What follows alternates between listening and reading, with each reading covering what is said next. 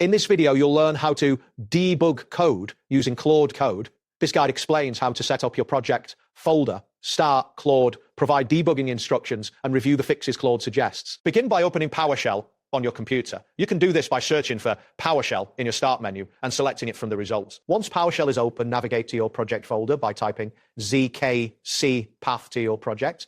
Adjust the path to match the actual location of your project files. It is important that Claude is in the same directory as your projects, as this allows it to access and read your files. Next, start Claude by typing Claude in the PowerShell window and pressing enter. This action will launch Claude in interactive mode. You will know it has started successfully when you see a prompt indicating that Claude is ready to receive your instructions. At this stage, Claude can now see all the files within your project folder. Now you can give Claude specific instructions to help debug your code. You should type your instructions in plain English, clearly describing the problem or error you are encountering. For example, if you need to fix a Python error, you might write fix this Python error, type error, non-type object is not iterable in main.py line 42. This clarity will help Claude understand the issue and provide relevant fixes. You can also ask Claude to debug logic issues by providing a description of what is wrong.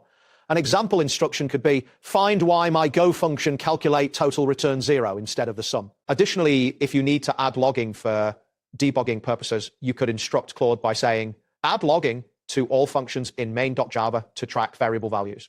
This approach helps in identifying where issues may arise during execution. Once you've provided your instructions, Claude will analyze your code and either edit your project files or suggest code changes.